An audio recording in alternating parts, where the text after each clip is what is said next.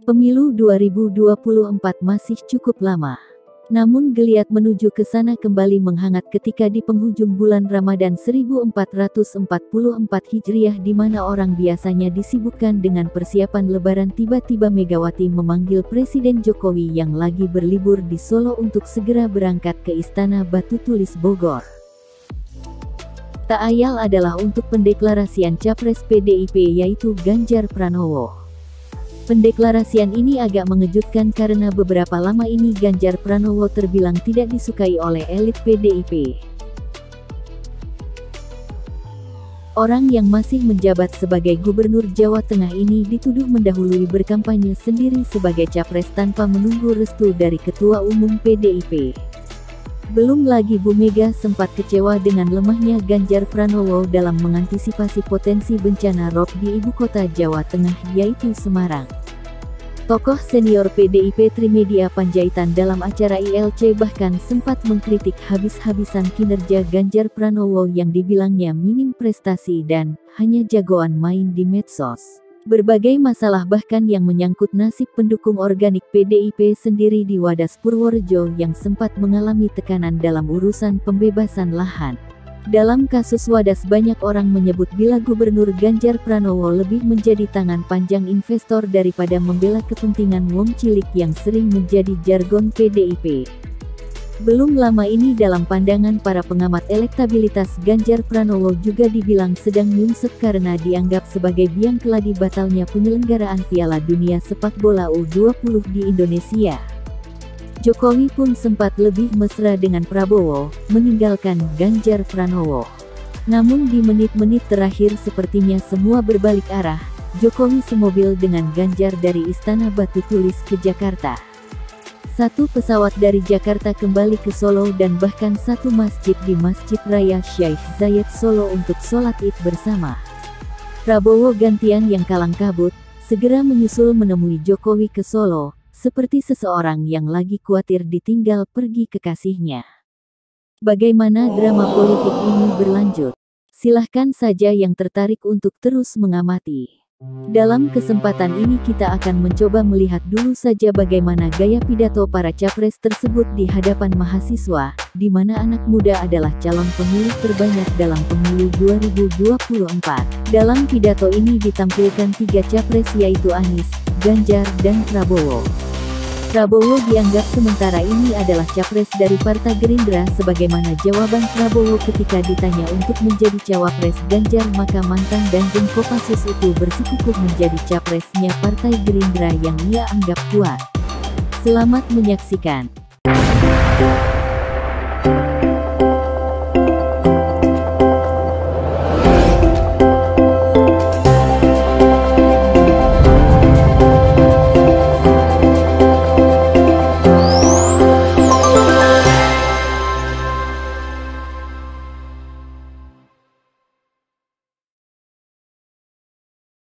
Haji Anies Rashid Baswedan, SE, MPP, PhD adalah akademisi, aktivis sosial, dan politisi Indonesia.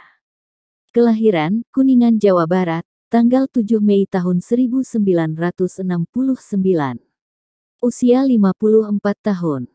Agama, Islam. Istri, Ferry Farhati. Jumlah anak, 5. Jabatan sebelumnya. Gubernur Daerah Khusus Ibu Kota Jakarta. Tahun 2017 sampai tahun 2022. Menteri Pendidikan dan Kebudayaan Republik Indonesia. Tahun 2014 sampai tahun 2016. Rektor Universitas Paramadina. Tahun 2007 sampai tahun 2015. Menjadi rektor termuda di masanya dalam usia 38 tahun. Pendidikan. SMP Negeri 5 Yogyakarta. SMA Negeri 2 Yogyakarta. Studi Asia di Sophia University Tokyo, Jepang. Universitas Gajah Mada Yogyakarta.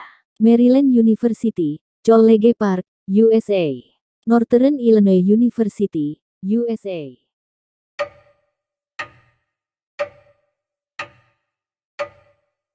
Kita perlu memperluas jangkauan dan target. Kalau tadi disampaikan tentang lokasi belajar boleh di metro, lokasi belajar. Tapi lokasi cita-cita harus di atas yang langit yang paling tinggi. Itu lokasi cita-cita Anda. Jadi Anda tempatkan cita-cita paling tinggi. Dan jangkauannya harus luas. Jangkauannya luas. Jadi buat teman-teman semua, pada punya HP enggak nih? Punya pasti. Punya Facebook? Punya. Punya Twitter? Punya. Punya Instagram? Punya. Siapa temannya di situ?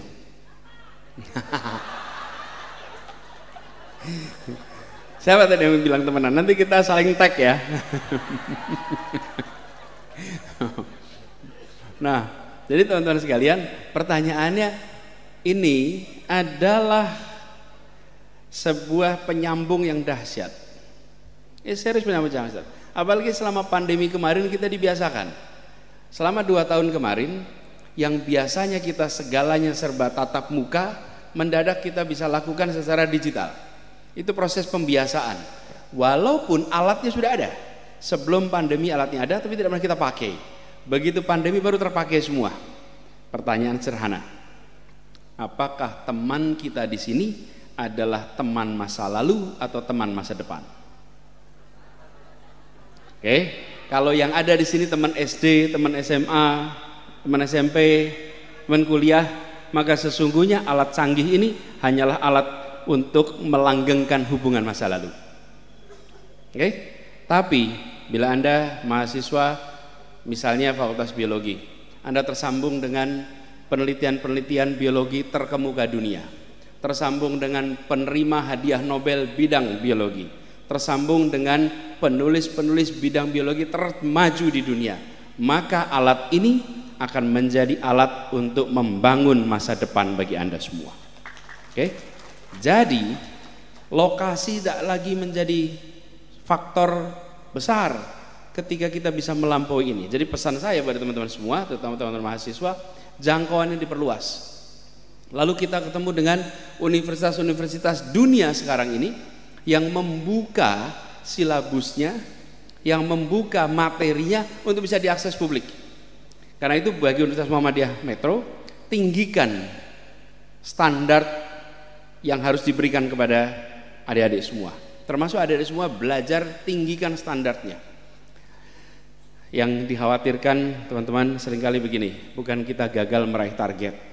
Yang dikhawatirkan itu adalah kita berhasil meraih target dan targetnya terlalu rendah. Oke? Ketika targetnya itu rendah, tercapai puas. Sementara sesungguhnya targetnya rendah. Tinggikan target itu.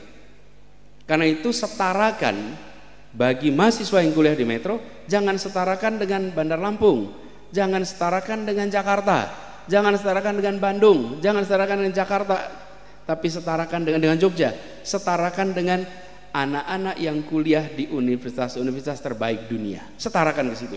Sehingga lompatannya itu jauh. Nanti teman-teman semua akan punya jangkauan prestasi yang insya Allah akan membanggakan bagi universitas ini. Jadi buat teman-teman semua yang saya hormati, gunakan kesempatan, manfaatkan teknologi ini untuk melakukan lompatan target. Dan kami berharap, kalau boleh saya usul pada teman-teman semua, terutama yang masih mahasiswa, aktiflah. Aktif di mana? Di kelas dan luar kelas. Haji Ganjar Pranowo, SH, MIP adalah seorang politisi Indonesia. Lahir, Karanganyar, Jawa Tengah, tanggal 28 Oktober tahun 1968. Usia, 55 tahun. Agama, Islam. Istri, Siti Atikoh Supriyanti. Jumlah anak, 1. Jabatan sebelumnya, Gubernur Jawa Tengah tahun 2013 sampai tahun 2023. Wakil Sekretaris Fraksi PDIP DPR RI tahun 2010 sampai tahun 2013. Sekretaris Fraksi PDIP MPR RI tahun 2009 sampai tahun 2010. Wakil Ketua Komisi 2 DPR RI, Bidang Pemerintahan Dalam Negeri, Otonomi Daerah, Aparatur Negara, Reformasi Birokrasi, Pemilu, Pertanahan dan Reformasi Agraria tahun 2009 sampai tahun 2010. Anggota Komisi 4 DPR RI tahun 2004 sampai tahun 2009, bidang pertanian, perkebunan, kehutanan, kelautan, perikanan, pangan, tahun 2004 sampai tahun 2009. Pendidikan, SMPN 1 Kutoarjo, Jawa Tengah. SMA BOPK RII Yogyakarta. Universitas Gadjah Mada, Fakultas Hukum. Universitas Indonesia, Pascasarjana Ilmu Politik.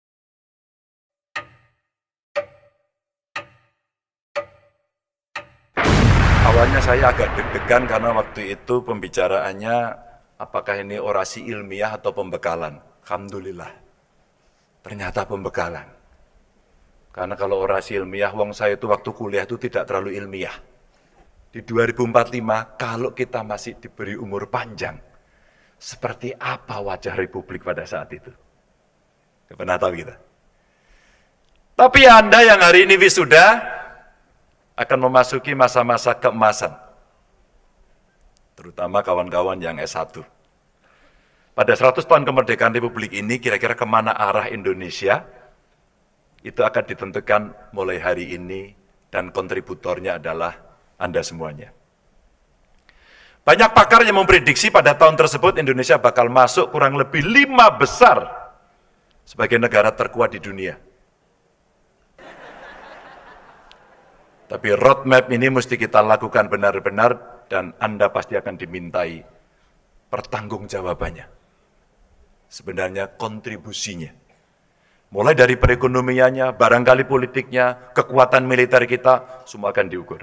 Tapi Bapak Ibu hadirin yang sangat saya hormati, dari semua elemen kekuatan itu, sumber daya manusia menjadi kekuatan yang paling besar yang kita miliki pada saat itu.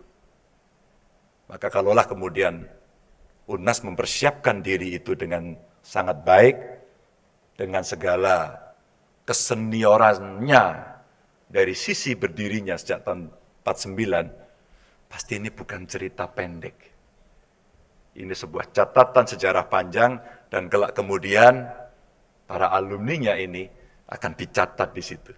Siapa yang berkontribusi paling besar di antara kita semua untuk mencapai cita-cita di 2045. Kekuatan Indonesia yang bakal muncul pertama lewat sektor ekonomi. Bloomberg merilis proyeksi jangka panjang yang dilakukan oleh Standard Chartered. Waktu itu, sebuah perusahaan jasa keuangan multinasional yang berpusat di London, mengatakan Indonesia bakal menjadi negara dengan perekonomian terkuat nomor 4 di dunia pada tahun 2030. Lebih maju lagi dari 2045. Di bawah Tiongkok, di bawah India, dan di bawah Amerika. Rasa-rasanya Bapak Ibu hadirin sekalian, proyeksi itu sangat mungkin terwujud jika kita ambil contoh yang sederhana saja. Rezeki yang Bapak Ibu dapatkan dari tahun ke tahun semakin baik atau semakin buruk, tidak perlu dijawab. Saya lupa mencatatnya, dan tidak ada dalam teks pembekalan ini. Tapi yang mendapatkan penghargaan dunia di Oslo waktu itu, 2 profesor meneliti tentang SD Inpress ya. SD Inpress. Dan ternyata pembangunan SD Inpress itu implikasinya luar biasa. Kemakmuran. Karena dihajar habis-habisan dengan pendidik dan kebodohan itu betul-betul bisa dientaskan dengan pendidikan. Nobel itu dia peroleh. Risetnya di Indonesia. Saya lupa namanya. Kalau Anda pengen tahu, silahkan Google. Dalam skala yang lebih besar kita bisa melihat perkembangan perekonomian Indonesia 5 tahun terakhir. Dan indikator investasi yang masuk ke negara kita. Terjadi peningkatan yang luar biasa.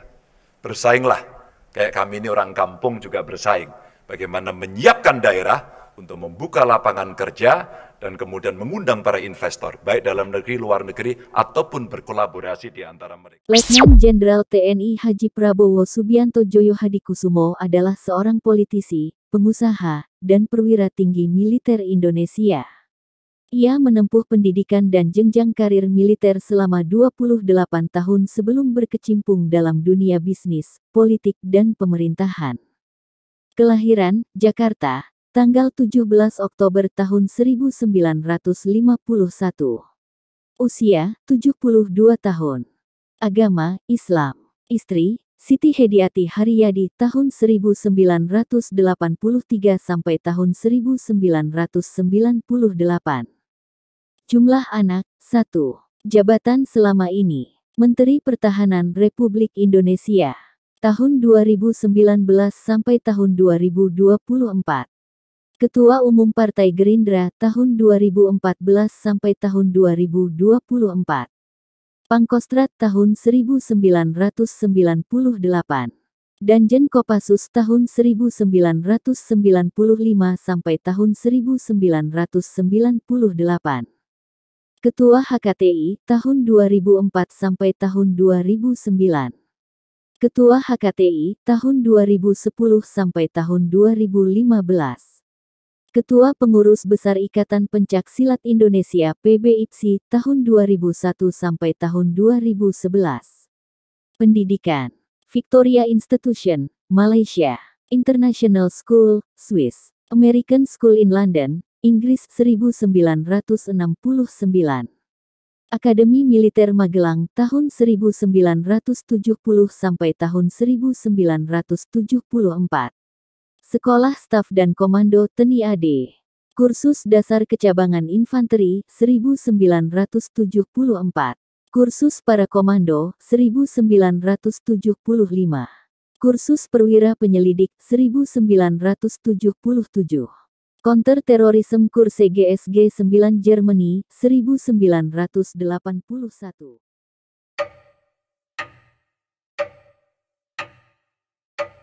Kali ini adalah saya bicara kepada generasi penerus. Kita ini akan punah. Iya kan? Benar kan? Kita akan punah.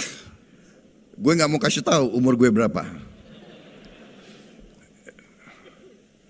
Tadi disebut ya tanggal lahir saya. Nggak usah diingat itu. Hati saya masih muda. Saudara-saudara. Kita harus kuat. Kuat tadi saya sebut. Ada psikologi, ada ini, ada dan sebagainya. Nah sekarang sebagai penutup, saya hanya mau titip sama kalian ilmu yang saya pegang dari sejak saya muda. Ini saya kasih ilmu, mungkin di buku ada, nggak tahu. Kunci keberhasilan untuk Anda, karena Anda ini baru mulai perjuangan kuliah, sekarang Anda harus menghadapi hidup. Hidup itu tidak ringan. Hidup tidak ringan. Prestasi yang kau harus kejar tidak ringan. Tapi saya mau kasih tahu satu kalimat yang berpengaruh bagi saya, yaitu yang saya dapat juga dari senior-senior saya. Judulnya macam-macam. Ada yang bilang ini the power of positive thinking. Ada yang mengatakan autosugesti, ada yang mengatakan cybernetics. Intinya satu kalimat. Kalau engkau di dalam hatimu berpikir bahwa kau mungkin kalah, sesungguhnya kau sudah kalah. Saya ulangi ya. Kalau kau di dalam hatimu berpikir bahwa kau mungkin kalah, sesungguhnya kau sudah kalah. Jangan berpikir bahwa kau akan gagal. Jangan berpikir bahwa kau mungkin kalah. Kalau kau kalah, jangan mengakui kau kalah. Kau anggap saja itu kemenangan yang tertunda. Kalau kau jatuh, biasa jatuh. Petarung itu kadang-kadang jatuh, kadang-kadang KO, biasa. Yang penting bukan jatuhnya, yang penting bagaimana kau berdiri kembali. Kalau ujian kamu sekali tidak lulus, jangan nangis. Kalau kau nangis nggak ada yang suka sama kamu. Belajar lagi supaya kau bisa lulus, saudara-saudara sekalian. Jangan cari bocoran soal. Saya yakin di Pancasila ini tidak ada. Betul?